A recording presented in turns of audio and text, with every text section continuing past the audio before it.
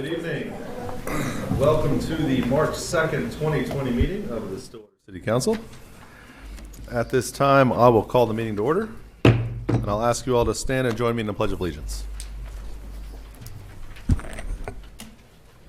Pledge allegiance to the flag of the United States of America, and to the republic for which it stands, one nation, under God, indivisible, with liberty and justice for all.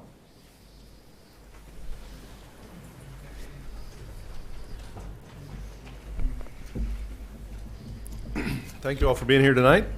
First up on the agenda, we have a proclamation in recognition of Demolay Month. We have some representatives here. I'm going to go ahead and read this proclamation first, and then if you all would like to say a couple words if you want. If not, we'll just take a picture and smile. Thanks for being here. Whereas the Order of Demolay is a premier youth organization dedicated to teaching young men to be better persons and leaders, and whereas leadership skills, civic awareness, responsibility, and character development are learned through a variety of self-directed, real-world applications and activities, building confidence, teaching responsibility, cooperation and community service, and fostering trust, respect, fellowship, patriotism, reverence, and sharing. And whereas the Stillwater chapter has served the community of Stillwater since 1921. Now, therefore, I, William Joyce, Mayor of the City of Stillwater, Oklahoma, do hereby proclaim March as Demolay Month in Stillwater.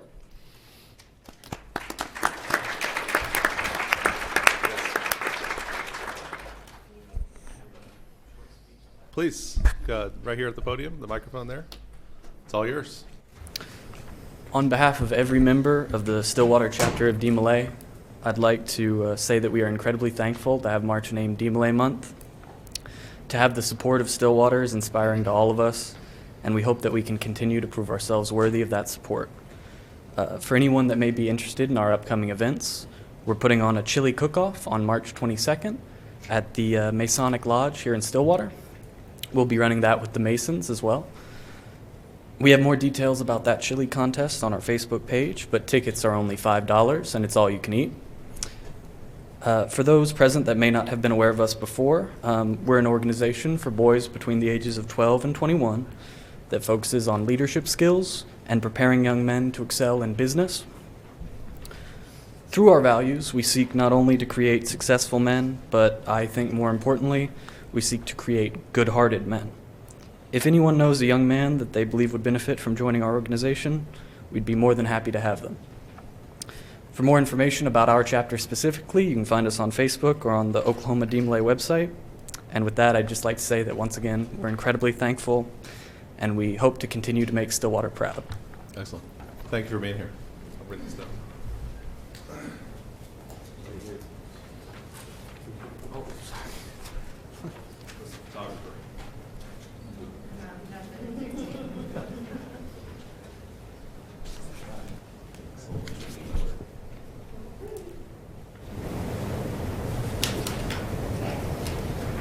Got lots of these.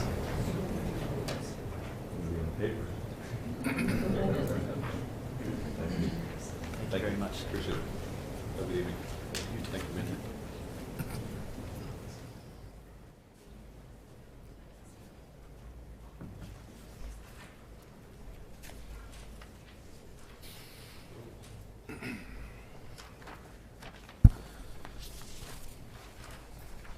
All right, that takes us to item 4 on the agenda, which is our consent docket.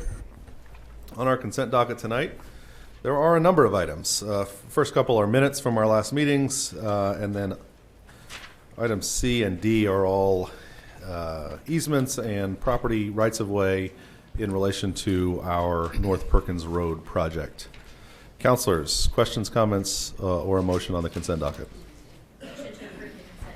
Second. We have a motion and a second to approve the consent docket. Please vote. With a vote of 5-0, the consent docket is approved.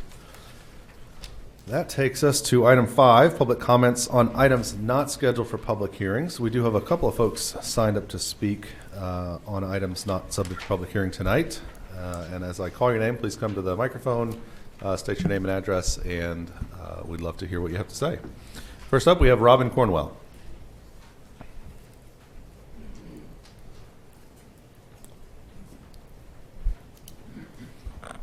Robin Cornwell, 2223 North Crescent Drive.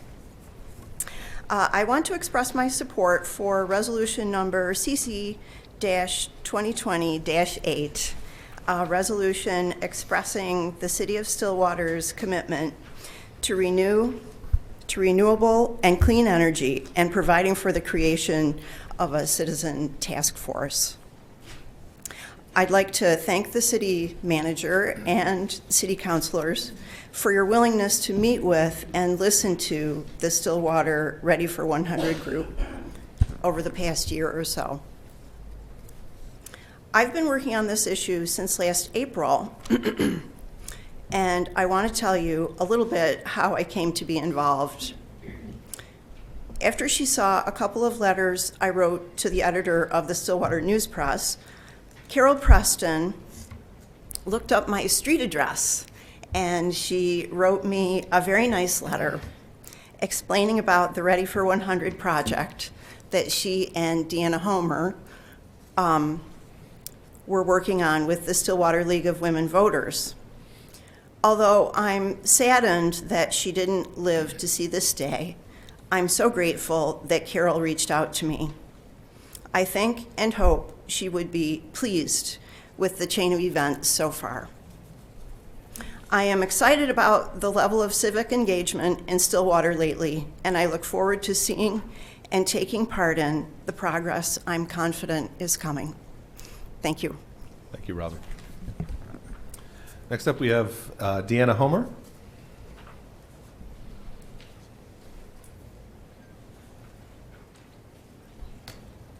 Thank you. I'm Deanna Homer, a co-founder of the Ready for 100 Coalition. And I know that money is always a problem when you make a change and try something new. But I want to assure you that there are many opportunities for help for renewable causes. For instance, the Bloomberg Philanthropies provide technical assistance to cities eager to address climate change. The Department of Energy HEAP program offers weatherization to help make buildings more efficient. The Nature Conservancy and the National Resources Defense Council are also ready to help. There are many others. Also, 2 Stillwater City staff members have already signed up for training by the CDP Matchmakers Sustainable Financing Training Cohort. The cohort aims to accelerate financing of inclusive, sustainable infrastructure projects that support city climate mitigation, adaptation, and resilience goals. I even have pamphlets that explain how home buyers can get energy-efficient mortgages, which I will hand to you. Thank you very much. Thank you. Thank you for being here. Thank you.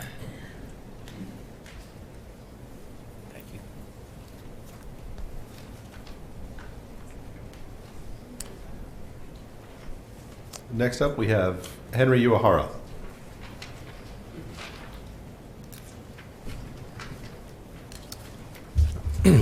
Henri. It's Henri. Sorry. Henri Uehara. I noted the French 1911. spelling, but I Yeah. just missed it. 1911 East Kelsey. I'm here to support the passing of Resolution CC 2020-8 and the creation of the Renewable Energy Task Force. I want to thank the council and the city staff for giving residents the opportunity to move the community toward a greener and cleaner future. By working together, I'm confident that we can come up with a realistic, economically viable RF-100 plan that meets the needs and addresses the concerns of all community stakeholders. My hope is that these efforts will make the city of Stillwater one of the most, if not the most, environmentally friendly city in the state of Oklahoma. I just want to applaud again the council and the city for having the foresight to prepare the community for the coming changes to our climate and environment. Thank you. Thank you, Henry. Okay. I think that's everyone we had signed up for that section of the meeting. We will now move to item 7, which is public hearings. We have two items tonight for public hearing. First up, we have item 7A, receive public comment regarding a request from Lore Properties, LLC, along with the applicant Simply Green Crops, for review and approval of a specific use permit to allow for a medical marijuana growing facility at 2000 East RJ Avenue. This was continued from February 3rd, and this is CC-20-32. Mr. Dorman, did we have good notice on this item? Yes, sir. Mr. Gross. Yes. Good evening, Mayor and Councilors. My name is Lance Gross, and I'm with the Community Development Department. The specific use permit before you tonight is for a medical marijuana grow facility. The hatch pattern on the map indicates the subject site. Jardo is over here on the right-hand side to the east of the site. Sunrise is to the south. Stillwater Junior High is approximately 1,100 lineal feet from the site in question. But also keep in mind that a distance requirement is not part of the state rules and regulations for a grower, only a dispensary. What is the lineal requirement on dispensary? 1,000 feet. Yes. This is a view looking straight to the west. The green boundary indicates the site in question. And let's see, Jardo is down here running north and south. This is an industrial park, basically. And there are actually two existing growing facilities here in this complex. The northern half of this building is a grow facility, and there's a grow facility over here in this building right here. This is looking from Jardo straight to the west. The arrow points to the bay or unit that'll be utilized. It's approximately 800 to 1,000 square feet. And then the applicant, Rafael and also Roberto, I'm not sure if they're here or not. Yeah, I don't see them. Okay. But I'll have to answer any questions. Thank you, Lance. Yes. Councilors, any questions for Lance at this point? Is there something special about this area that makes it a hotbed of grow activity? That's hard to say. Just yeah, a other than vacancy. Industrial area? Yeah. All right, thanks, Lance. At this time, I'll open the public hearing, and I will close the public hearing because there's no one signed up to speak. Lance, don't go too far. Was there a recommendation from the Planning Commission on this item? Yes, the Planning Commission made a recommendation for an approval by a vote of 5-0. Thank you, sir. Councilors, any further questions, or is there a motion on this item?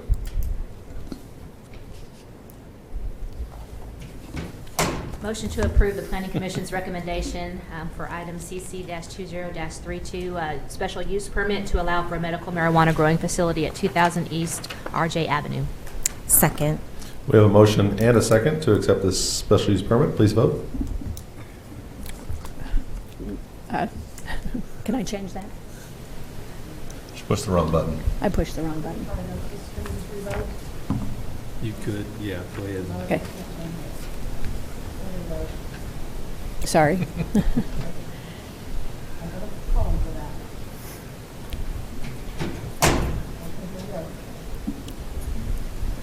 Thank you. With a vote of 3-2, that item passes with Councilor Wedlake and Vice Mayor Darlington voting no. All right, that takes us to somewhere on an agenda that is in a pile of paper here somewhere. All right. Item 7B, receive public comment regarding a request for a map amendment to rezone property addressed as 1724 North Jardo Road from A Agriculture to RSS Small Lot Single Family Residential and CG Commercial General Districts, CC-20-37. Mr. Dorman, do we have good notice on this item? Mr. Gross. Yes. Let's see, the map amendment before you will allow the property to be rezoned from agriculture to RSS and CG. The hatch pattern indicates the 5-acre tract, and it's right adjacent to Jardo, and Sunrise is to the south. The site may seem familiar because we just had the previous case right above this. Stillwater Junior High is over here. This is an aerial view, and the red boundary indicates the subject site. There's an an existing residential structure down here on the south side.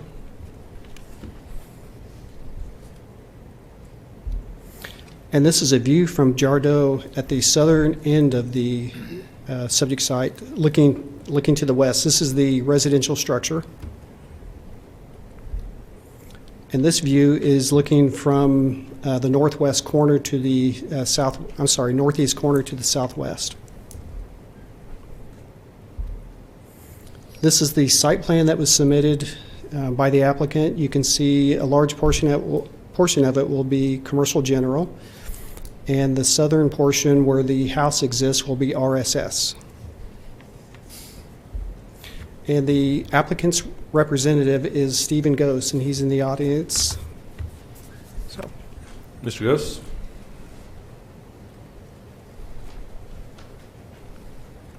Good evening, Mayor and Councilors. Stephen Gose with Gose & Associates, 113 East 8th, here on behalf of the applicant.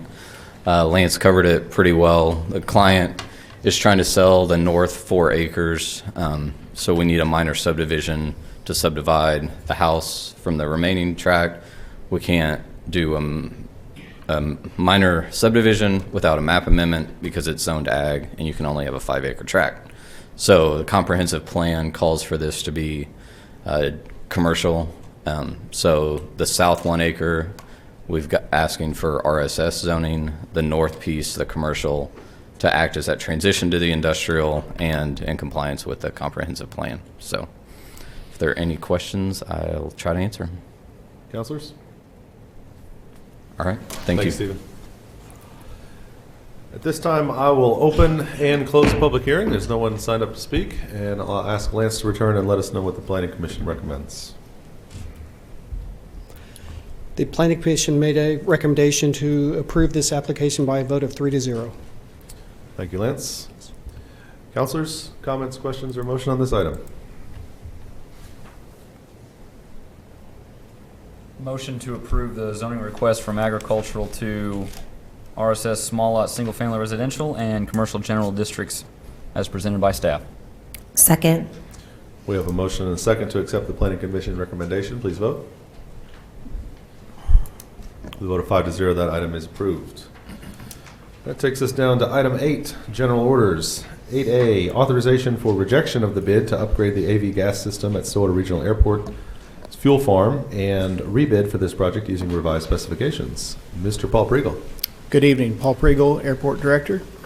Back in June of last year, we brought before council a grant from Phillips 66 for $200,000 to upgrade our aviation gas system. We have two sets of tanks. We have a Jet A tank, which obviously holds jet fuel, and then what we call AVGAS, AVGAS, and that's for general aviation planes. And the current setup on the AVGAS side is 12,000 gallon.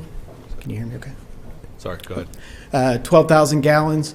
And through this grant, we were hoping to upgrade to or add an additional 12,000 gallon tank, as well as completely upgrade our pumps and filter systems and everything else that are becoming quite old and troublesome for us. In December, we went out to bid, and December 18th, we opened the one submitted bid, and it came in over our budgeted amount.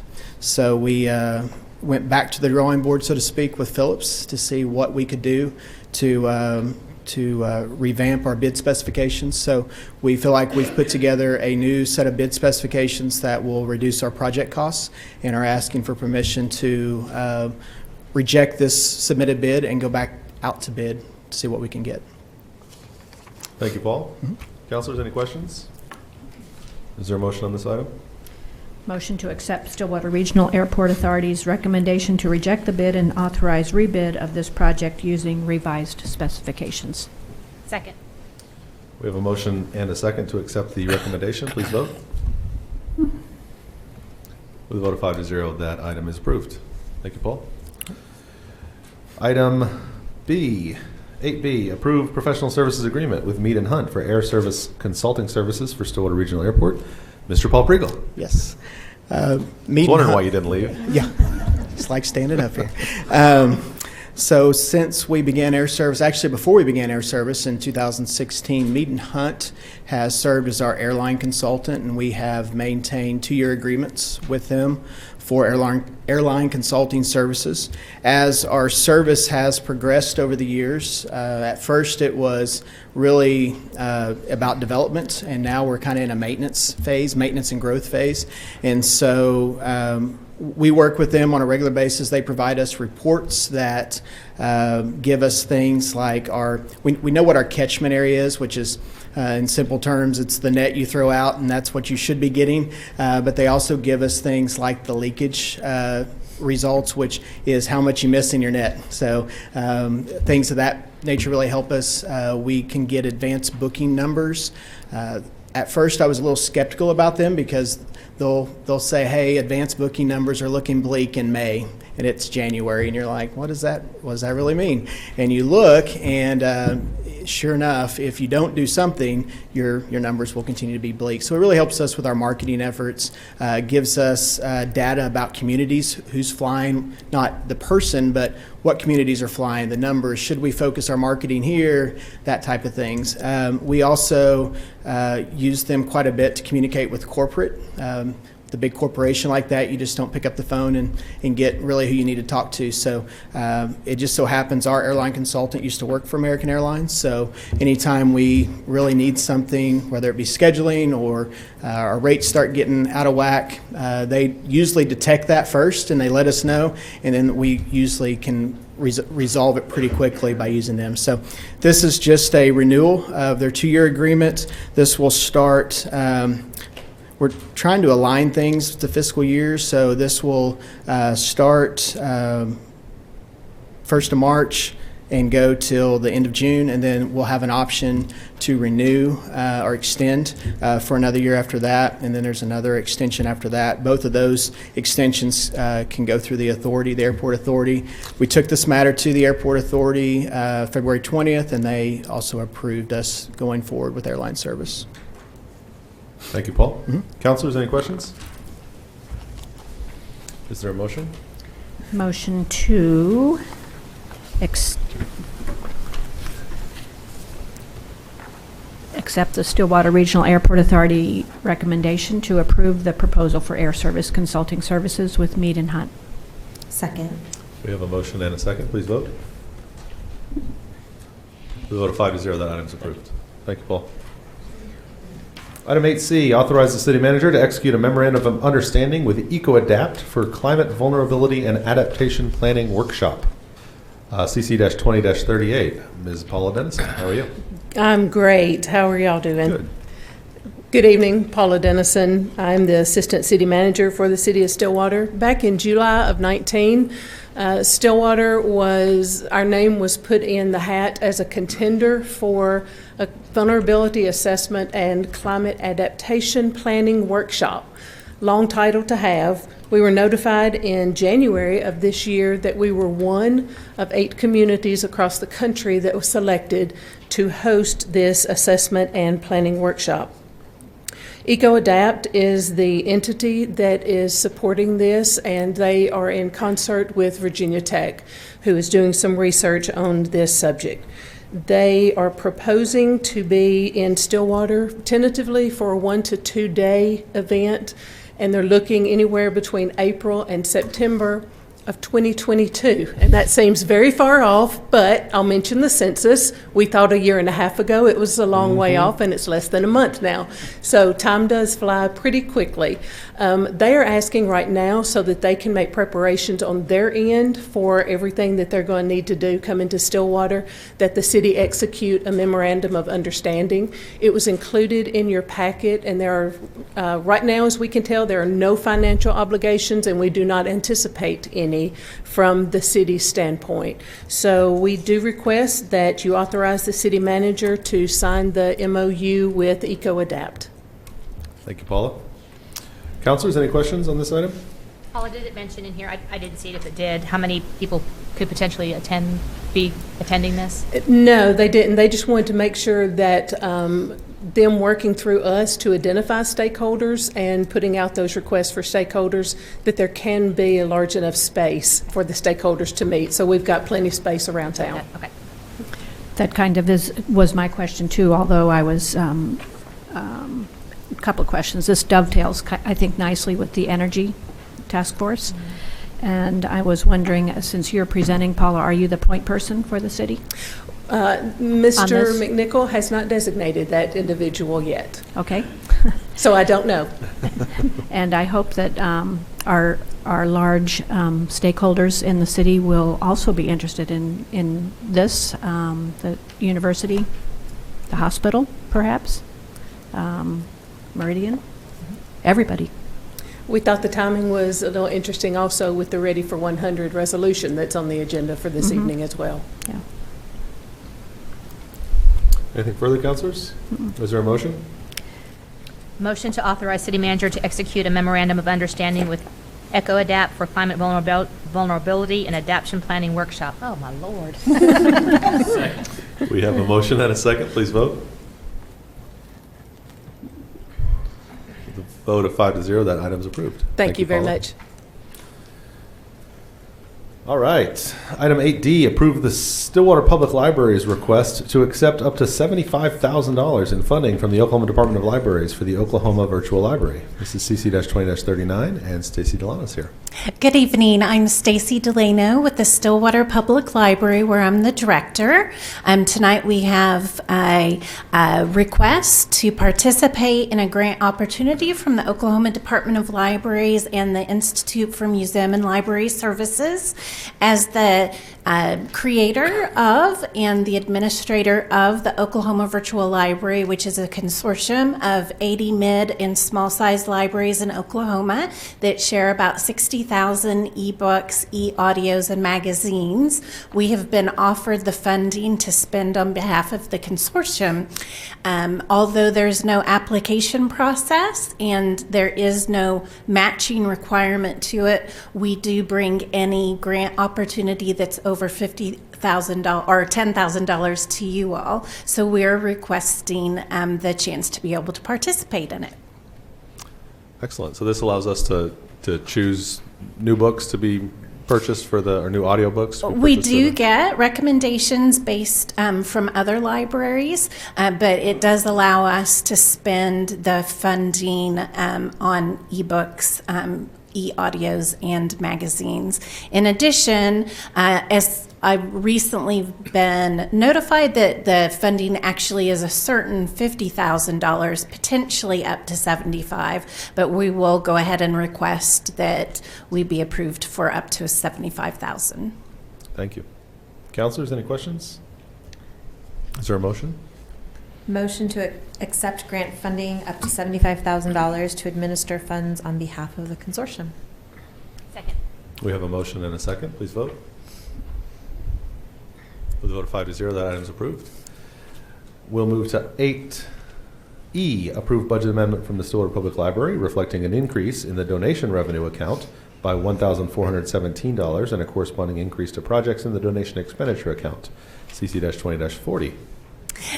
The funding for the last 45 days through donations provided from organizations, individuals, and friends of the library is being placed into the budget and will go into our adult projects and into our designated book purchase projects, as well as into our undesignated funding project, which we will spend when we get closer to the end of the year and make sure that I don't lose a heat pump or something. At any rate, we just request that this budget amendment be accepted. Motion to approve the attached budget amendment for library use of the funds. Second. We have a motion and a second to approve this budget amendment. Please vote. With a vote of 5-0, that amendment is approved. Takes us to 8F, approve a budget amendment for the Stillwater Public Library reflecting a $2,000 increase in the federal grant revenue account and a $2,000 increase in the grant expenditure account. The funding from this grant will be going to support the purchase of books to give out to children and underserved populations when we go out to outreach visits and try to encourage them to enroll in our 1,000 Books Before Kindergarten program. This will be an opportunity for those children to have an initial book in their homes, which has been proven to help increase interest in reading and reading readiness, and hopefully will encourage them to continue through the 1,000 books and continue coming to the library and preparing them for kindergarten. Excellent. Thank you very much. Counselors, any questions or a motion? Does that book come with a library card? If we can get them to do it, yes, it does. Motion to approve the budget amendment for the $2,000 award to the Stillwater Public Library. Second. We have a motion and a second to approve this amendment. Please vote. With a vote of 5-0, that item is approved. Thank you so Stacey. much. That takes us to item 8G, authorize the city manager to enter into a contract for services with Vibrant Community Partners for a coaching engagement with a cost not to exceed $80,000. CC-20-42, and Melissa Reams is here. Good evening, Mayor and Councilors. Melissa Reams, Deputy City Manager for the City of Stillwater.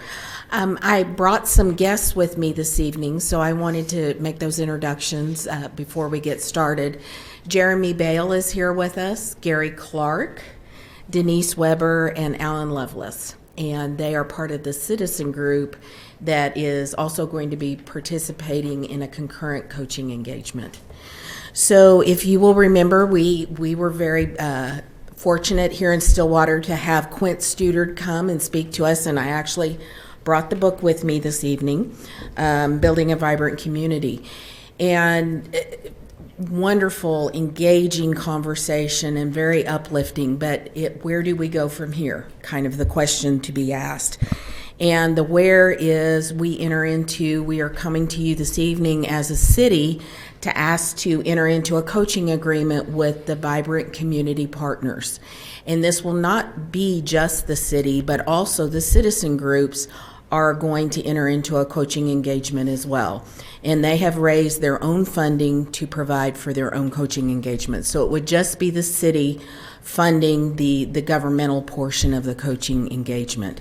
I've had several conversations with the Vibrant Community folks. They felt like at most our coaching engagement would be $80,000. So that's why I asked for a not to exceed amount of $80,000. Dottie DeHart is who I've been speaking with, and she thought it could come in at $50,000. She just couldn't say until they get in and do an assessment. And from the January presentations, we learned that Quint really believes in diagnostics before we start treating issues. And so that's the steps they'd like to enter into first, is come in and do an assessment. I must tell you, though, they were very blown away by how progressive Stillwater is, and really in the area of marketing and civic engagement.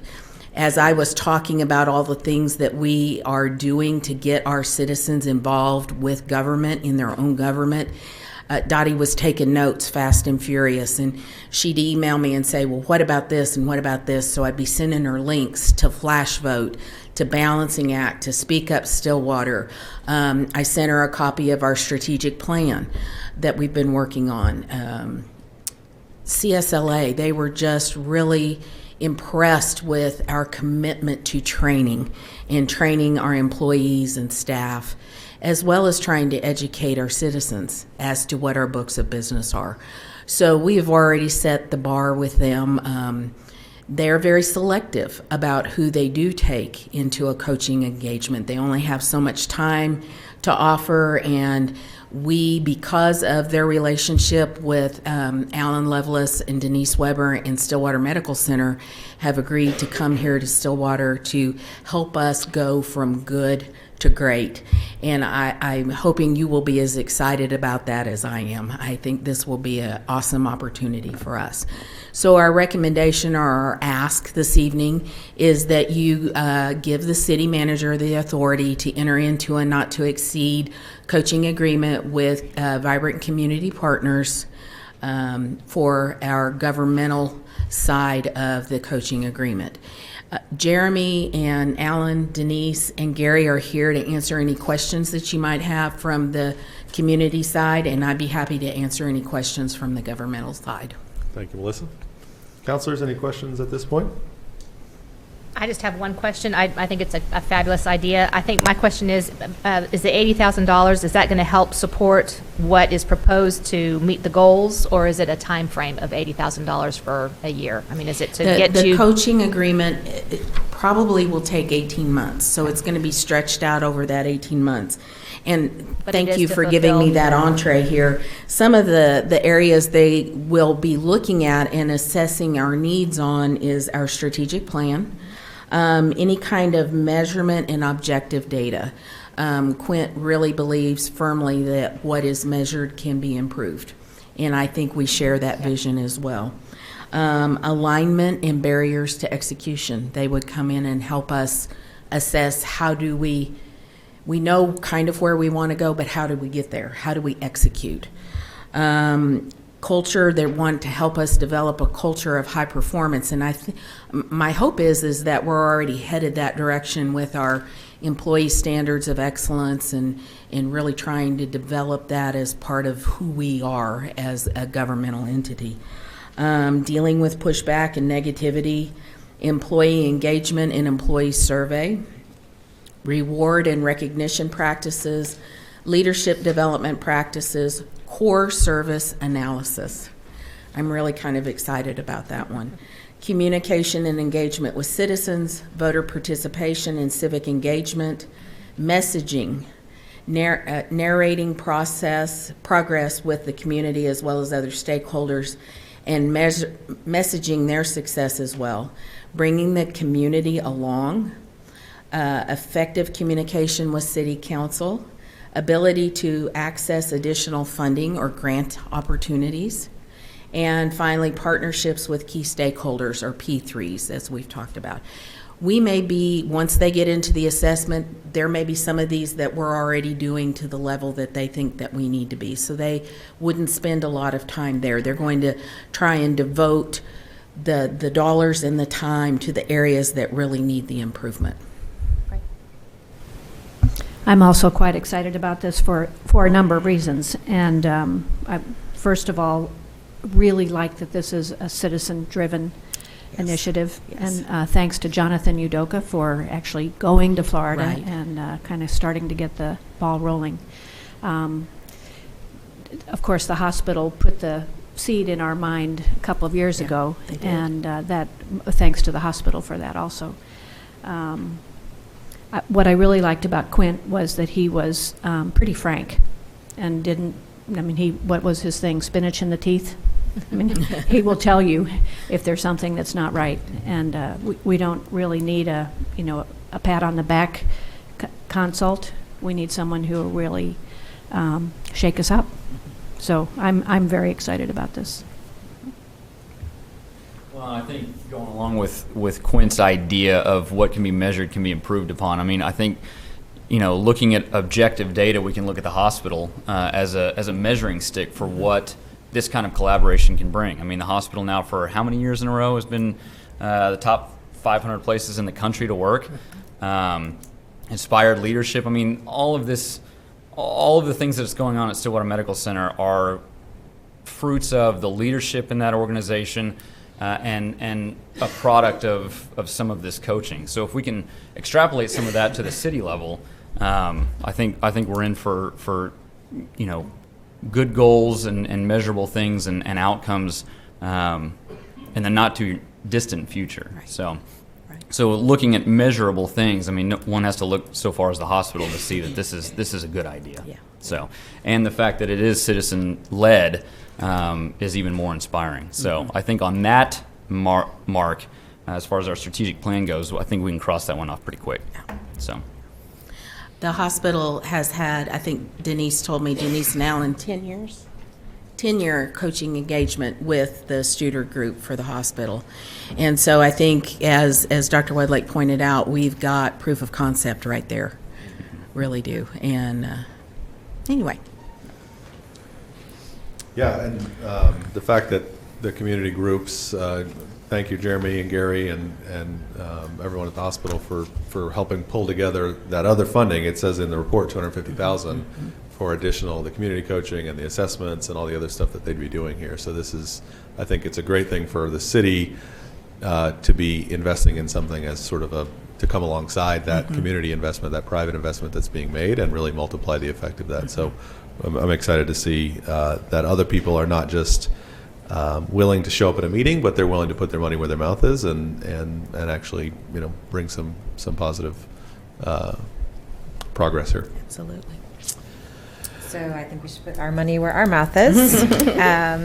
Motion to authorize the city manager to enter into a contract for services with Vibrant Community Partners for a coaching engagement with costs not to exceed $80,000 per the attached budget revision. Second. We have a motion and a second to authorize this contract. Please vote. Vote of 5-0, that item is approved. Thank you all for being here. Thank you. And for the support. Item 9A, resolutions. Resolution CC-2020-8, a resolution expressing the City of Stillwater's commitment to renewable and clean energy and providing for the creation of a citizen task force. This is a resolution we discussed a little bit at our last meeting.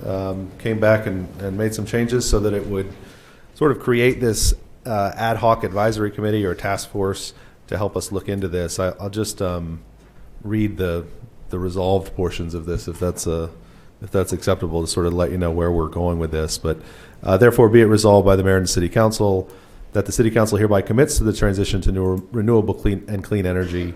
Be it further resolved that the mayor and the city council hereby creates the Renewable Energy Task Force, an ad hoc advisory committee consisting of Stillwater citizens and representatives of the Stillwater educational, business, and industrial entities.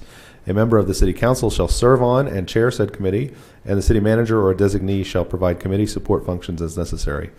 Be it further resolved that the Renewable Energy Task Force shall develop a plan by March 31, 2021, establishing clean energy goals and benchmarks through a transparent and inclusive stakeholder process that includes community members from organizations and groups most impacted by our current energy systems. The committee may additionally provide interim reports to the City Council as it deems necessary. This is, I think, a really needed and exciting opportunity for us to start to really dig in a little bit more. What we talked about at our last meeting was, we really need to see from our community where these goals should be set and how far out they should be set and what we think will be the most impactful way for us to start to transition to more renewable and fully renewable and clean energy in the future. Councilors, any further comments? Mayor, there was one other change in this resolution for tonight. The number of cities from the original resolution were noted as 90 cities across the nation have made these commitments, and it is actually up to 150 cities. So we're not at the very forefront, but we're getting in early. I mean, how many cities are there? There's a lot more than 150. Yeah. Councilors, anything further? Do we have Mr. McNichol, do you have a plan on how, if this resolution is approved, how we'll do applications and appointments? Yes, sir. We will publicize applications and take them. Recommendation is that we take them through March 27th and appoint on April the 6th. Okay. So yeah, assuming this resolution passes, we'll have that out on the website, and anyone interested in applying and being involved in a renewable energy task force will have the opportunity to apply. Councilors, is there a motion on this resolution? Motion to adopt resolution CC-2020-8. Second. We have a motion and a second to adopt the resolution. Please vote. With a vote of 5-0, resolution 2020-8 is adopted. I appreciate the work of the Ready for 100 task force to this point. Look forward to working with you more as part of this task force as well. And for all of you who are interested in the idea and the concerns of renewable and clean energy, please be on the lookout for the ability to sign up to join this task force. All right. That is by filling out an application. Yes. On the city website. There will be an online application on the city website, or you can come down to City Hall to pick one up, or you can, I'm sure, email me or any of the councilors or anybody here if you have questions. Or Patty Osmus. Patty will. We did announce that on Thursday, I think. Okay. It's all out there already. Excellent. We already have 2 applicants. Excellent. We already have 2 applicants. Good deal. All right, that takes us to item 10, ordinances. We have an ordinance on second read tonight. This is ordinance 3449, an ordinance closing the east 330 feet of a platted 10-foot utility easement in Block 4 of the Watson Heights Addition on property addressed as 821 North Main Street. Councilors, is there a motion on this ordinance? Motion to approve ordinance 3449. Second. We have a motion and a second to adopt the ordinance. Please vote. With a vote of 5-0, ordinance 3449 is adopted. Item 11, reports from officers and boards. Mr. Dorman. No items, sir. Mr. McNichol. Yes, sir. It's March of 2020. And that means that Stillwater residents should keep an eye out for their census postcard that will come in the mail. Residents will use the information in the postcard to complete their 2020 census and bring their tax dollars back to the community. If you have questions or concerns about the census, the Stillwater Public Library is Census Central. Librarians are here to answer questions, address concerns, and help make sure you get counted. Have we talked about the census enough yet? There's more. Does that, do those residents, Mr. McNichol, include OSU students? They do, absolutely. They do include In fact, OSU there's students. a new procedure in the census where you report where you live a majority of the time. All right. Thank you, sir. Councilor Zanotti. All right. I'm keeping with the census theme. Here's a census fun fact. The previous census was taken in a world where Leo had never won an Oscar. I'm assuming that's Leo DiCaprio. That is a fun fact. Well, hold on to your seat. Oh, is there another one? Keep going. This is Sensa Trivia Night. The last time we were all counted, Disney's Frozen, Game of Thrones, and Downton Abbey had not yet been released. What a world to live in. Oh, my gosh. A world with no Downton Abbey. Councilor Wedlake. We've come so far. So I don't know if I can beat the Leo comment earlier, but another census fun fact. The last time we were counted, no one had ever done the Harlem Shake, the Ice Bucket Challenge, for ALS, for those of you that are wondering, or planking. Really? Planking, yeah. I think people had planked. They just probably didn't call it planking. No, then it wasn't as good. It didn't count. Yeah. That's right. Councilor Jaloski. I'm rounding out our census fun facts. The previous census was taken before Instagram, before Snapchat, and before TikTok were invented. All right. Well, not to be outdone, I also have a census fun fact. There were no iPads, no Spotify, and no Alexa. But for this census, the Stillwater Public Library does have iPads available to help residents complete their census, because the census can be completed online this time around. So if you need assistance, if you need equipment to be able to take that census online, the public library is Census Central, and they have all kinds of assistance available for you if you need it. All right. That takes us to the end of the city council agenda. Is there a motion to adjourn? Motion to adjourn. Second. There's a motion and a second to adjourn the city council meeting. Please vote. With a vote of 5-0, the city council meeting is now adjourned. At this time, I am going to move on, because there's only one item on the SEDA agenda. We're going to go ahead and call to order the Stillwater Economic Development Authority meeting next. I'll give you guys a second to mill around or take off if you want to. So at this time, I will call to order the Stillwater Economic Development Authority meeting for March 2nd, 2020.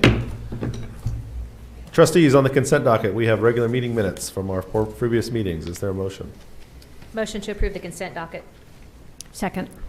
We have a motion and a second. Please vote. With a vote of 5-0, the consent docket is approved. Item 5, general orders. We have the semi-annual report from Visit Stillwater. With us tonight, Chris Norris. Chris, I wouldn't feel bad that everybody left before you got up here. You know, I was, I'm a little disappointed. They're going to go watch on TV, don't Well, worry. yeah, they're all out, They yeah, stand gathering. by the window, Yeah, running to someplace to watch it, yeah. Chris Norris, Visit Stillwater Board of Directors Chairman. And as y'all received in January our semi-annual report, I'm sure you've memorized it. It has to do with the deliverables we've agreed upon and the template that was approved for our contract. A couple of things we've done. Our website's had over 31,000 visits. We began the process to enhance blog posts on visitstillwater.org. We assisted local partners by promoting over 1,000 events digitally. We've invested in a Google partner to provide turnkey social media placement. And then we've also seen, because of this, an increase in our social media presence and website traffic. We do continue our monthly videos, and we still maintain our TV and radio presence along with monthly column in the Stillwater News Press. We have worked with planners, and we've had 26 new events for our community this year, and in this fiscal year. We're able to attract around 29,000 individuals who attended events originally booked by Visit Stillwater. We've had 52 hotel room blocks that were coordinated by Visit Stillwater that equaled over 2,300 room nights. We provided services in the form of marketing, promotion, registration information, volunteer coordination, and local resources to over 70 event planners.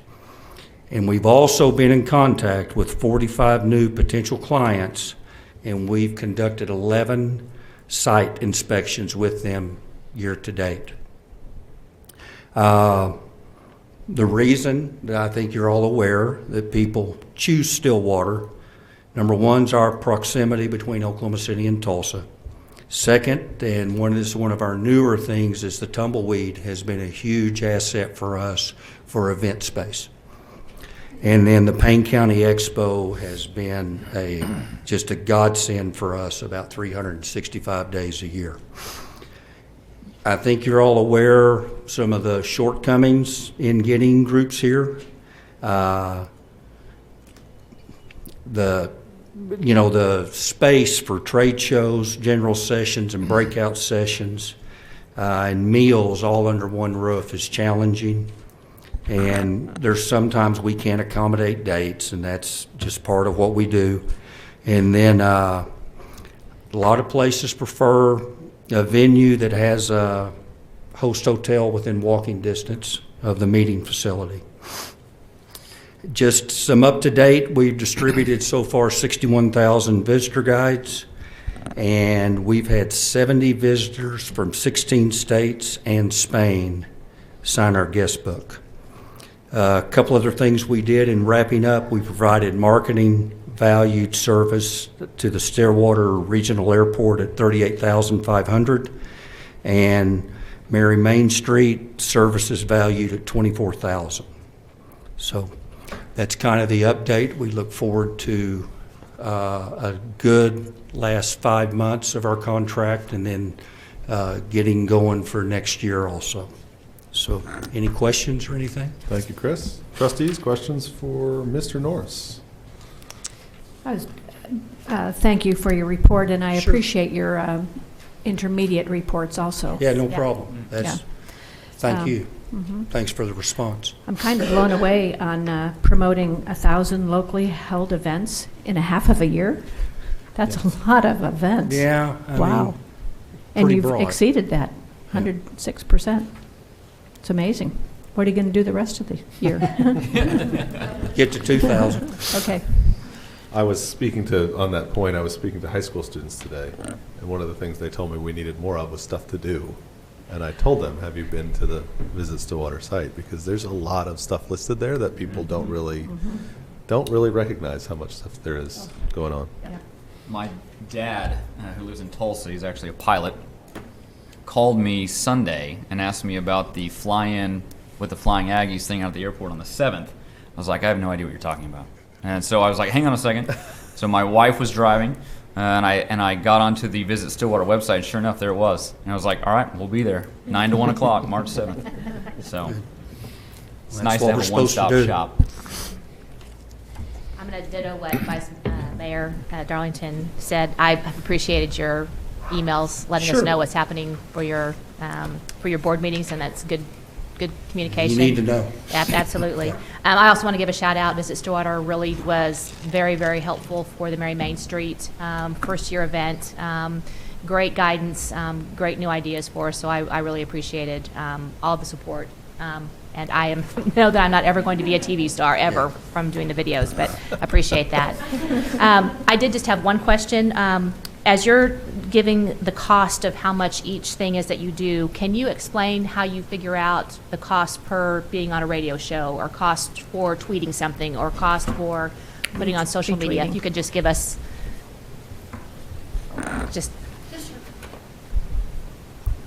We actually contacted each of those, Team Radio, Stillwater Radio, TV 31, industry standard for social media, but as far as the majority of the local ones go, we just contacted them directly and said if somebody was to buy a 15-second time, 30-second time, and we actually decreased it a little bit just because it wasn't, it's not them giving the message, it's us giving the message. So they're all very conservative.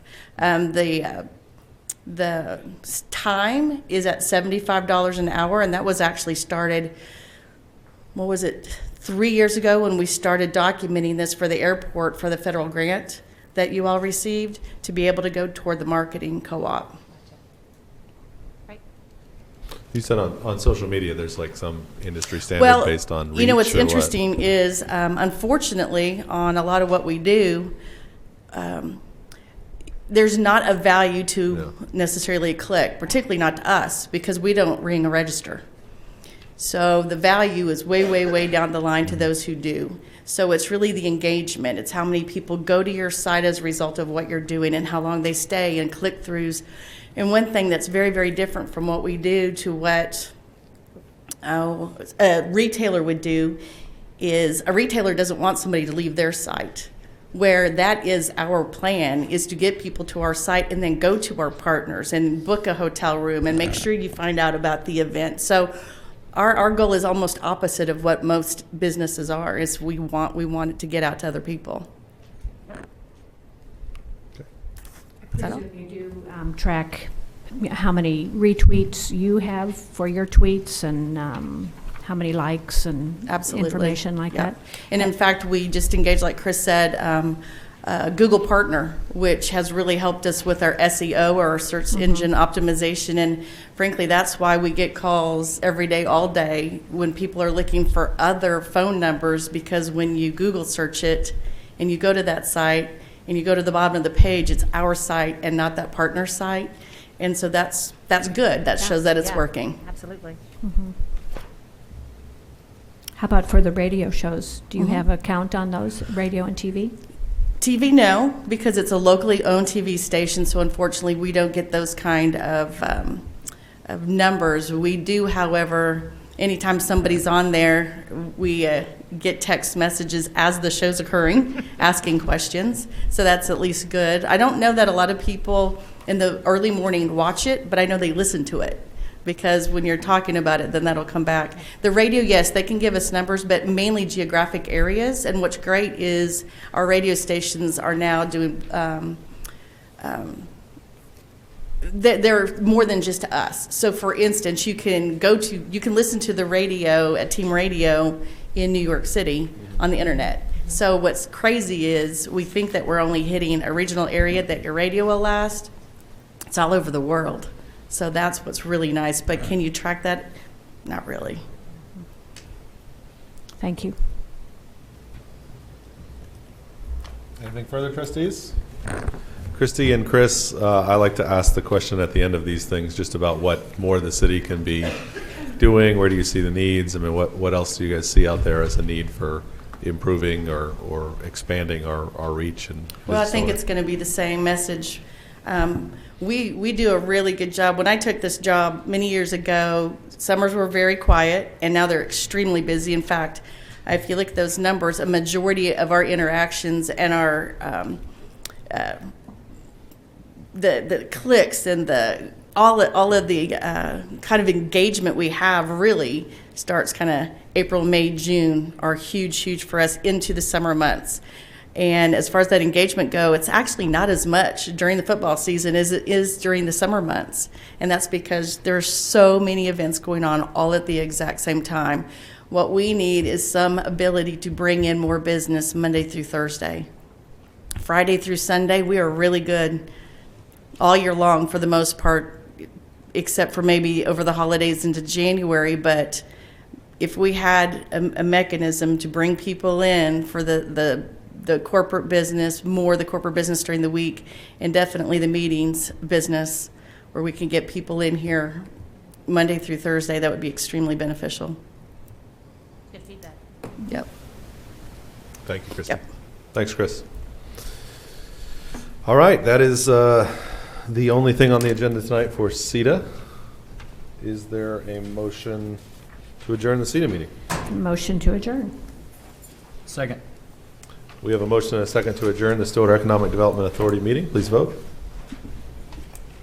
With a vote of 5-0, SEDA is adjourned. That takes us to the Stillwater Utilities Authority meeting for March 2nd, 2020. I will call this meeting to order.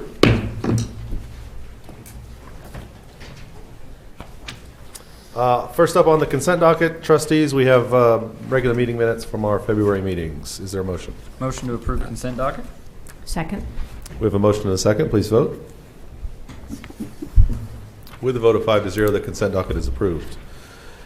That will take us down to item 5 on general orders. Rate study, presentation from Avant. There is no action requested on this item, but John McClenny is going to kick us off. John McClenny, Special Projects. As you remember, we selected Avant Energy in June of last year to do a rate study on electric, water, and wastewater, and they've completed that study. Tonight's presentation is information only. Rate decisions will impact the budget, and there are some variables that the council has control over that we feel that the discussions about this should take place during the budget process. So with that, I will introduce David Niles from Avant Energy to present the rate study. Thank you, John.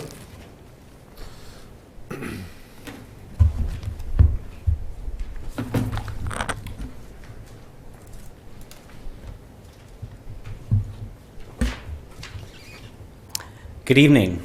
My name is David Niles. I'm with Avant Energy, and as John said, we finished up our 2019-2020 cost of service study and rate design for Stillwater Utilities Authority. So just to quickly give you a little bit of a background about Avant and who we are, we're a firm that's been around for over 30 years with a lot of utility consulting experience. We work with municipal utilities, colleges and universities, Native American tribes, and large industrial energy users. We have about 35, 40 people on staff with lots of different backgrounds in management, finance, economics, engineering, law, and human resources. And we use those skills and capabilities to provide a full range of consulting and utility management services, including strategic planning, cost of service and rate design, which we're here to talk about tonight, financial management, and power plant operations and development. And myself, again, my name is David Niles. I'm a vice president with Avant and a shareholder in the firm. I've been with the firm for almost 18 years now. My undergraduate background's in economics, and I also have an MBA in finance, and I'm also a certified public accountant. As John said, we did cost of service study and rate design work for Stillwater Utilities Authority's electric, water, and wastewater utilities. We also did a non-rate revenue study. That's where we examined charges such as meter testing fees, connection, disconnection fees, fees that are associated with something other than the consumption of electricity, water, or wastewater. And the projection period for this study was fiscal years 2020 to 2024. So just to lay out the background of a cost of service study, the first thing we do is we define each utility's revenue requirement. So what costs does it have that need to be recovered through revenue? So that includes operating costs. For the electric utility, it means purchase power. For the water utility, it's the water acquisition and transportation. All the things that go into it, including debt service if appropriate, capital expenditures, everything that needs to be funded from rates. We then functionalize that revenue requirement by category. So for example, for the electric utility, it's transmission, distribution, customer charges, some similar categories for water and wastewater. We then classify those functionalized costs by nature. So look at what costs are fixed, regardless of how much is consumed of a given product, and how much are variable, depending on where the cost varies based on the amount used. In turn, we allocate those functionalized costs to customer classes, generally residential, commercial, industrial, and there's some nuances within each of those classes depending on what voltage you take and other types of distinctions. And then from that, we develop unit costs to serve. So this is a big spreadsheet model activity, among other things. And so I like to describe the cost of service study aspect as the science and the rate design component as more of the art. And so as we look at these rate design, we say, well, what objectives do we take into consideration? And these were objectives that were worked upon in consultation with SUA staff and City of Stillwater staff. First and foremost, limit the rate increases to the extent possible. We understand that the rates for electricity, water, and wastewater paid by the citizens, as well as you serve some people outside city limits, have an effect on the cost of living, quality of life here in town, and we take that into consideration very strongly when we're doing these studies. Second, we look at drawing down cash balances as an alternative to rate increases where possible. Third, we want to set rates that allow each utility to be financially stable. And fourth, we want to set rates that are competitive with SUA's peers. We recognize that Stillwater doesn't operate in a vacuum. Residents and businesses, when they're choosing where to locate, look at many things in a community, among which, especially in a community that's a public power community where the city owns the utility, for example, on the electric side is, what rates do they have and how does that affect cost of living, as I discussed earlier. So we're going to just go over the highlights at a summary, and as John said, these are more advisory comments and recommendations, understanding that your budget process is getting ready to kick off, and that these are all things that we are recommending that the city take into consideration and the utilities take into consideration as you move towards your FY 2021 budget. On the electric side, we're saying that no base rate increase is needed. We do, however, suggest that the utility consider moving rates towards costs of service over 4 years. And this is something that we're seeing throughout the industry on the electric side. So I'll talk about the residential because it's easiest to understand. But residential houses typically have had what's been known as a dumb meter. Now I know that as opposed to a smart meter. Now SUA is in the process of rolling out AMI, and that will give you all kinds of flexibility, knowledge, information, and tools, and that's great. But historically, a residential meter measures, it's a running meter, it counts up. And it doesn't take into account things like the maximum amount of usage a house has. So if you come home at 6 o'clock, turn on your oven, turn on your dishwasher, turn on your, bring your AC down if we're talking about the summertime, all those things cause you to draw a lot. On the business side, in the industrial side, utilities charge a demand charge, recognizing what's the most that a customer uses, because you have to build out the system and the infrastructure to recover that. And you need to be there to serve it so that when your customers need that power, it's there and can be used and the system can support it. But on the residential side, we haven't built things that way, and that's because the metering technology has been cost prohibitive. So what it means is that over the years, typically utilities have put a lot more. The customer charge is typically fairly low, $10 or something that right in that neighborhood, or a little bit less in your instance, and basically that covers certain costs of rendering a bill, customer service, but everything else, the cost of building the infrastructure, the system, as well as the variable cost of the energy consumed by a house, all that's been pushed into the energy charge, the variable charge. And so what it means is that charge is higher than the actual cost to serve. Well, costs on the energy side, as many of you know, probably being in Oklahoma, natural gas prices have been very low for the last, now 6-7 years, meaning wholesale energy prices have been lower than they were in many cases.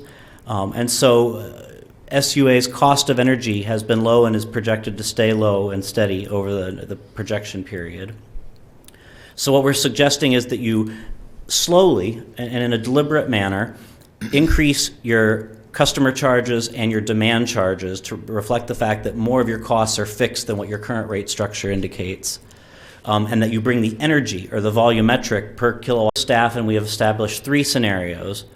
The first was a 2% annual rate increase for water and wastewater services, and that did not address the projected growing deficits as operating costs and capital expenditures are projected to increase. We then said, well, what level of annual rate increase is needed to get each fund to break even by fiscal year 2024 based on the projected costs that we were given and that we developed? And that was an 8.1% rate increase annually for water and a 6% for wastewater. And we said we thought that's probably too high and not what you want to do to the citizens of Stillwater and your utility customers. And while that helps move the water and wastewater utilities on the path to being break even from a cost, revenue, expense, and income standpoint, it doesn't draw down those cash balances, which we think is a tool that SUA can use to offset some of those rate increases that are needed. And so we said, what's a compromise case we can develop? And we developed a 3% rate increase where we said, let's bring down the projected level of capital expenditures a little bit to try and balance out that budget. And so what we did was we said, well, we reduced the water capital expenditures from $13.9 to $12.6 million a year, and we reduced the wastewater capital expenditures from $8.4 to $7.9 million a year. So what are some issues that came up in this study? First is water and wastewater capital spending levels. We worked with staff on the utility side in developing a couple of iterations of an updated capital expenditure capital improvement plan, and we found that there are still some questions being developed, still certain issues. You have a big system, a lot of infrastructure. The timing and replacement of certain key pieces are big dollar items amounts when they occur, but it's not always known exactly when they're going to occur or to what extent the condition of something might be when you go in to try and replace it, refurbish it. But what's clear is that there is going to be a relatively large amount of water and wastewater capital expenditures needed over the next 5 to 10 years. And so key with that is making sure that the utilities has the staffing to support that, because you can authorize whatever capital spending level you want, but if you don't have the staff to oversee and manage these projects, it won't be as effective as you'd like. Another issue that came up is class cross-subsidization, and that's a mouthful, so let me explain it for a minute. So again, when we do the cost of service, we develop that revenue requirement, we functionalize, allocate, and classify those costs, and then we say, how does the current rate structure that SUA have compare to that unitized cost of service for each class? And in general, on the water and wastewater side, things are pretty good. On the electric side, what we saw was that your, what you call general service, or what we think of as a commercial electric rates, are somewhat higher than cost of service, meaning that your rates that you're charging now are higher than your cost to serve. And you'll see that when I show you some comparables here in a minute. So what we do, because we're not making specific rate recommendations to be adopted this time, we didn't sort of tackle it head on and say what we should do, what specifically should we do about it. But we think that it's something that utility staff and the trustees should consider as you go through your budgeting and rate setting process for the upcoming fiscal year. Next issue is OSU wastewater usage. So for most of your customers, wastewater usage is based on winter water usage, and it's an average. But because SUA supplies or provides wastewater services to OSU but does not sell them water, you don't have that same water billing to develop a billing quantity for how much wastewater you're processing. So the way that it's done is there was a flow study that was done back in 2003 for OSU's usage, and that fixed a quantity that OSU has been charged now for over 15 years. And it's likely that consumption or usage of wastewater has varied somewhat in the intervening time since then. Hundreds of millions of dollars worth of development on campus, I would assume it's gone up just a little bit. Exactly.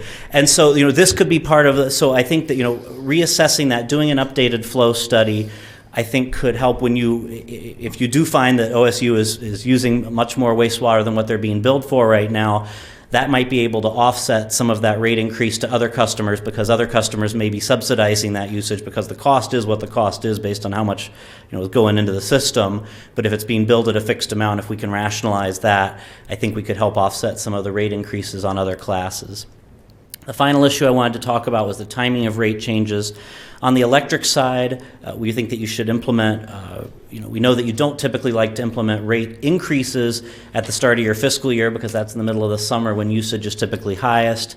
However, because these rate changes that we're suggesting that you look at on the electric side, or what you call revenue neutral for your average usage customer, we think that you could implement them on a sooner basis as you move towards cost of service. And on the water, wastewater side, we are recommending that you look at adjusting rates as of the start of the next fiscal year as well, at the beginning of July. So just to review, these peers, we're going to look at both electric and water, wastewater were developed in consultation with staff. And what this shows on the residential side is that SUA's rates are right in line with some of your competitors, right sort of in the middle of the pack. They're lower than those of Edmond and Kiamichi, pretty much right in line with Ponca City. and somewhat a little bit higher than those of Claremore and Central. That's on the residential side. On the commercial side, here's where you see the cross-subsidization issue sort of brought more clearly into view. So for an average commercial customer using 1,897 kilowatt hours a month, you can see that across all of your comparators, your current and proposed rates, which are the same, are higher. On the power side, which is your sort of large commercial class or small industrial class, you can see once again your rates are right there, sort of in the middle of the pack, lower than those of Ponca City and Edmond, but higher than those of Kiamichi and Central. And then finally, on the large power and light category, you can see that you're even more competitive, I would say, lower than both Kiamichi and Edmond, and a little bit higher than Central. On the water side, this shows the third scenario that we looked at, which is the 3% rate increase scenario, looking at a 3/4 inch water meter, which is your typical residential meter, and an average consumption of 3,700 gallons. You can see that both at current and proposed levels, your rates are lower than some of your competitors or comparators, Owasso and Edmond, and a little bit higher than Enid's and somewhat higher than Broken Arrow, Manhattan, Kansas, and Midwest City. But on the wastewater side, again, the 3% scenario, you can see that your rates are more in line with the lower end of the pack being lower than those of Broken Arrow, Manhattan, and Edmond, but slightly higher than those of Owasso and a little bit higher than those of Midwest City and Enid as well. So with that, I thank you for the opportunity to perform this work for the City of Stillwater and the Utilities Authority, and would be happy to address questions that you have. All right, trustees, questions at this point?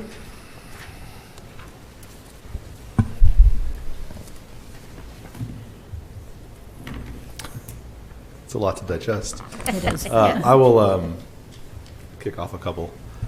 So when you're talking about the electric rates and what needs to happen, you're saying what we'd want to do is increase our fixed charge and decrease our variable charge, where the average bill would remain basically the same. Correct. But we'd be collecting more of a fixed rate to offset the fixed cost that we have, and then reduce the variable rate to line it up with the variables. That's exactly right. Okay. So your cost structure is more oriented towards fixed costs than your current rate structure would suggest. Okay. And did you recommend a similar sort of adjustment on water and wastewater as well as part of this change, or are we? Yes, for the same reasons. And another thing we also recommended was that the city, or the utility authority, move to what are AWWA is the American Water Works Association, and they have what are called meter factors, and they're based on the concept of an equivalent residential unit. You may have heard that in sort of development and permitting things for water. But the idea is that everything is based on a factor of a residential customer, so a larger installation, a larger meter, more complex usage is a higher meter factor. And customer charges in particular for water usage are based on increments off of that one ERU residential factor. And your rates are more compressed than what the AWWA meter guidelines would suggest. And so we're proposing that you move towards that, so what it means is that for that 3% rate increase, it would actually be less than 3% for a residential customer and greater than 3% for a larger use customer, because of that move towards those meter factors representing the relative complexity and cost of the system of putting in a larger user, or having a larger user on the system. But just so I'm clear on the 3% rate increase with reduced capital expenditures, that's not a revenue neutral recommendation. No, on the water and wastewater side, it is not revenue neutral. That is correct. Okay. Yeah, so my concern there is we're talking about, so that idea is we'd have a smaller rate increase on water, but to offset the fact that we're not making enough to cover our costs, we'd spend less money on capital expenditures. That's but then correct. You also indicated that we probably need to spend more money on capital expenditures in the future. Well, I think that looking compared to what the amount of capital spending projected in the set of financials and the projection is greater than what the water and wastewater utilities have been spending historically, and just based on a review of the system and some of the capital expenditure work that the utility staff put together, that seems to be where we are in the sort of life cycle of the system right now. Okay. I mean, we've done a fairly large, the Water 2040 project. Well, and, right, and some and of that's- those yeah. you know, expenditures that have gone in. But I mean, we probably need to do that in a lot of other areas in town, is what Mhm. those numbers are showing. Yes. Hey, that's fun. Very good information. Thank you. Thank you. Yeah, and this summary is pretty understandable. Yeah. Thank With a little bit of help from you tonight, yeah. How often, so we have a projection from 2020 to 2024, how often do you normally recommend like a utility rate study happens, occurs? A rule of thumb that a lot of utilities use, and I'd say it's what we recommend, is about every 3 years or so. I don't, some cities will do it every year. I think that, there may be better ways to spend a utility's money than doing it every year, even though I'm in the business of selling them, so maybe I shouldn't say that.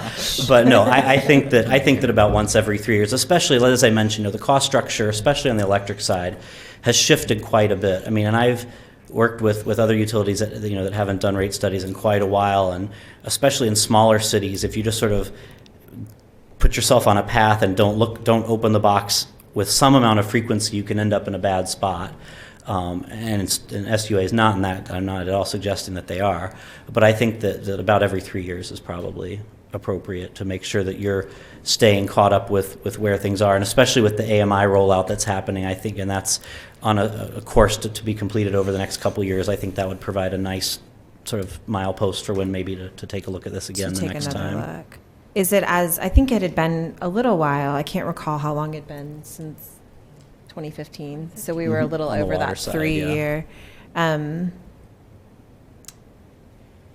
Mark, would it be the same if you start doing them with that frequency? Is it a little less of an effort to reevaluate every 3 years than it would be if you're doing it every 10 or 5? Yes, definitely, because I think the city staff will have the information, and one of the things that we provide as part of our work is a Excel model that's they're complex. There's no way they're not. But I think that giving the framework and understanding what information is needed and how it's used and why it's used, and we've been in a very engaged situation with city staff on that. It's not like they just throw things over the wall and we work on it and give it to them at the end. It's a very collaborative partnership with the city staff. Yeah, we really appreciate it. I think having a baseline of information to understand, what our baseline set of resources are, what our expenses are, I think it's really important in making decisions in the future to have that baseline of information and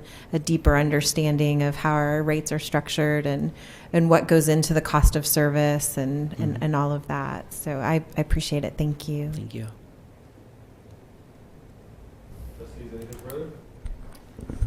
Thank you so much for being here. Thank you. Thank you for your work. Certainly a lot of information there that we're going to have to be talking more about as we go forward with budget process and looking at what we need to do in water and wastewater especially. You might also mention to people watching that the summary is in the agenda packet tonight. Anybody can see the agenda packet or watch on TV later on the video on the YouTube. On the YouTube. YouTube. Yeah. Excuse me, Mayor. Yes, sir. The entire rate study will be posted in the morning. Okay. Yeah, because there's like 150 page study. It's a big that document. yes. And it's a lot to wade through. I read every other word. There's a lot of great information. I mean, it's a really, this is one of those things I think all of us from a council perspective or being trustees on these boards, I mean, this is incredibly complex stuff. Yeah. And trying to make these decisions about what, we're not just, I care about my monthly bill for sure, but I also care about the fact that we've got to provide safe, clean water and these kinds of utilities for people, and to do that you have to spend money on these systems, and it's a delicate balancing act to try to figure out how to do that. So yeah, absolutely. For those of you that are interested in the issue or have questions about it, please do take a look at the same information we're looking at. So that we can have, we can answer those questions and we can have the discussions that we need to have. All right, that will take us to item 5B. Approve a professional services agreement with Carollo Engineers, Inc. for the installation of 2 chloramine dosing stations at the Karsten Pump Station and the South Perkins Pump Station. Approve the associated budget amendments and authorize the general manager to sign the agreements. I think we have Bill Millis. There you are. Yes, sir. Good evening. As you stated, I'm here to ask you to authorize a professional services agreement with Carollo to design these chlorine dosing stations. And here is a photo of what one of the stations could look like. Chloramine residual, and our system is, our residual disinfection is chloramine, but just like chlorine or any other disinfectant, over time and over distance, that residual will dissipate. And so in certain cases, you need to boost it back up or dose it back up to the appropriate dose. Can you, like, give a 2 seconds explanation of what you mean by residual disinfectant? Sure, you bet. As part of the water treatment process, there are 2 types of disinfection that take place. One is primary, which disinfects the water source, and our primary disinfection is ozone. And so that disinfects all the water. Ozone is very effective, but it also has a very short life, and that's residual is a measure of how long, in this case, a disinfectant lasts. So ozone has a very low residual, so it's good for primary disinfection. You knock out the bad stuff out of the water, but it's not good over time. So you need a secondary or a residual disinfectant to last out into the distribution system and over the time that the what we call the water age, but the time that the water spends in the system before it gets to a customer's tap. Yeah, so I'm kind of, in my head, I think of like the primary happens at the plant, gets cleaned, and then you send it out and you put the chlorine or chloramine in it so that while it's out in the lines or in the tower, it's being continually disinfected, or that disinfection is happening throughout the system and not just at the beginning. Exactly. Sort of. Yes, that's it. You do it. And I try to come up with something to like make no, this make sense to that's me. really close. So the primary, depending on the type of primary you use, could have a lasting effect or a residual out in the system. In this case, ozone doesn't. So you need a secondary, which could be free chlorine. In our case, it's chloramine, and there's advantages and disadvantages to each. But you're right, you want to add that during the treatment process, but check it right before it leaves and kind of polish it or bring it up to just the right level. And so that's what we do at the treatment plant. But depending on the system, and this next map will kind of lead into that point. Whichever method you use, it's not going to last forever. So the place that we need, currently want to talk about dosing additional chloramine is kind of at the extent of the system. You can see at the top the treatment plant at the north end of the city, and in the green diamonds are the locations we're proposing to add dosing. Both of those are by distance and by time pretty far from the treatment plant. So those are the 2 locations. Or I will back up a minute. What these dosing stations actually will do is in real time monitor the levels of chloramine, which is comprised of chlorine and ammonia. So you've got to gauge the level, the relative levels of both of those chemicals, and then boost the level of either as appropriate back up to where it should be to get the ideal level of chloramine. And so here's the locations. We may need additional locations in the future. These are the ones where we know we can best address the issues and where the parameters are most easy to meet, where we've got power, we've got land, we've got SCADA connections so that the site can communicate with the water treatment plant. So we have a full water quality study which will evaluate everything that goes on in the plant and what's going on in the distribution, depending on the pipes materials, pipe ages, the different storage elements we've got around the system, tanks and towers, and looking at all those in a kind of a holistic look. So we'll know more about water quality throughout the system in the future, but as an immediate need, this is what this project will address. Here we have the strategic priority that this project will address. Just addressing the interconnectedness of the needs of our customers and the utility systems that serve them. As far as the budget, I'm proposing $134,000, and if authorized, we have sufficient funds in the Water Capital Fund, and funds would be appropriated from that fund. Below, at the bottom of the slide, are the alternatives. And I would be glad to try to address any questions, or we can just go straight to the recommendation. Trustees, any questions for Bill? I don't have questions, but I'm always amazed at what, I will never turn on my faucet again without thinking about. I mean, they're just, we take it for granted. I mean, I'm amazed at what we need to do in order to protect our, our usage of water and what it all goes into and what we have to think about as far as making sure that the levels are protected and that we aren't. So, yeah. It is. That's a good point, too, because, I mean, going back to your comment that ozone is the first, like step one of disinfecting, you don't want to drink a lot of ozone. That's toxic, even at very low levels for humans. And two, what was it, 3 years ago, 2017, when we did have a chloramine problem, and there are certainly other ways to disinfect water, drinking. Chlorine would be one, and I don't think that was such a huge hit back in 2017. So we appreciate the fact that we have water as high quality as we do, and you kind of start to take it for granted, like you said, Trustee Zanotti, until one of those systems fails, and you're kind of reverted back to what we used to have, and chlorine would be the answer there. And like I said, I don't think anybody was too happy about that. So, and I attribute most of that unhappiness to the change. That things changed at that time, because there's plenty of communities that go with free chlorine.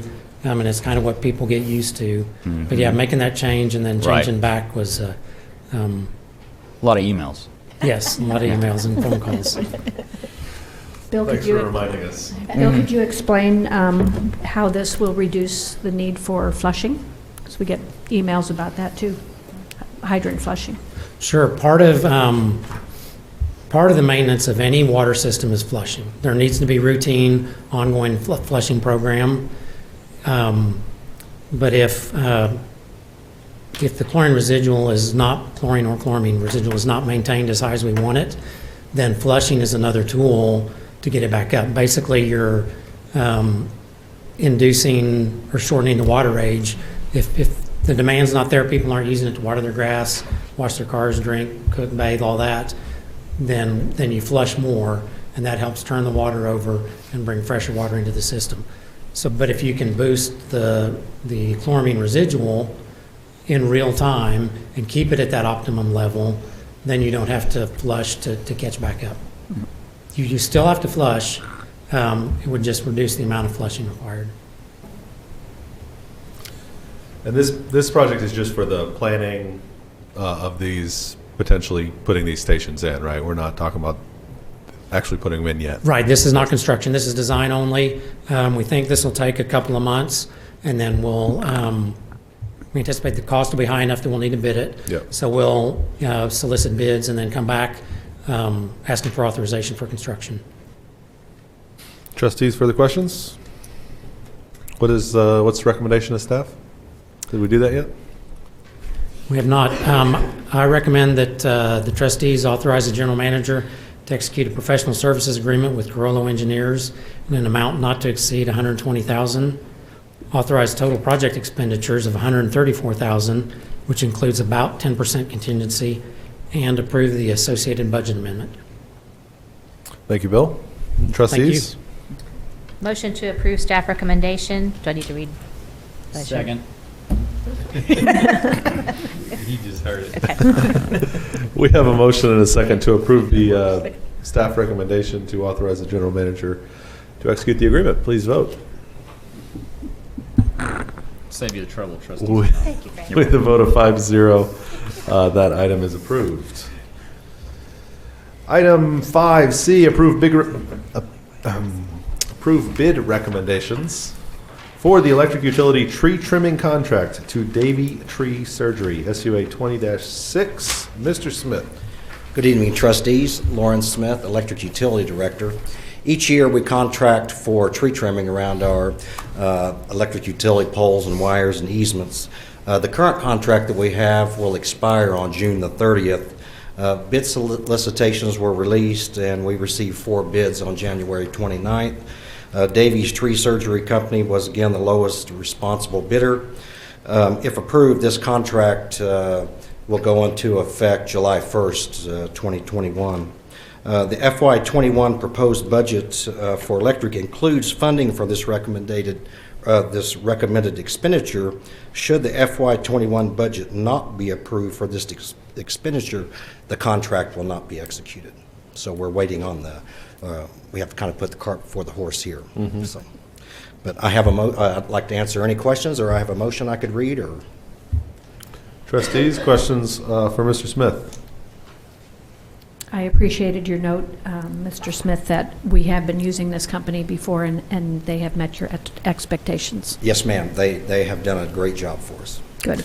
I think along the lines of Councilor Trustee Zanotti's former comment about how much it takes to keep the water clean, I think we should just sort of make a note that it costs us $1.4 million a year to keep trees off the power lines, which is a huge deal, right? Because they get struck by lightning, or they get hit, with ice storms or whatever, Wind. and power goes out. Wind. So Yep. wind, Mhm. yeah, just Yeah. when the wind, like this weekend, we had a little bit of. And it's never ending. They just keep growing. Yeah. And yeah, because you'd like to spend 1.4 this year and just get them all out of the way and not have to worry about it again. But, Exactly. There's a lot that goes into keeping the lights on and keeping the water running. Trustees, is there a motion on this item? Motion to award the bid to the lowest responsible bidder, Davy Tree Surgery Company, contingent upon the approval of funding in the FY21 electric budget. Authorize staff to execute the contract in the amount of $1.423 million for Schedule 1 as specified in the bid, and authorize expenditures for the schedule on services up to $1.565 million. $388, which includes a 10% contingency. That's a lot of zeros. There's a lot of numbers in there. Second. We have a motion and a second to approve this item. Please vote. With a vote of 5-0, that motion passes. Thank you. Thank you, Lauren. That is the end of the SUA budget. Are there any announcements, or is there a motion to adjourn? Motion to adjourn. Second. We have a motion and a second to adjourn the SUA. Please vote. With a vote of 5-0, we are now adjourned.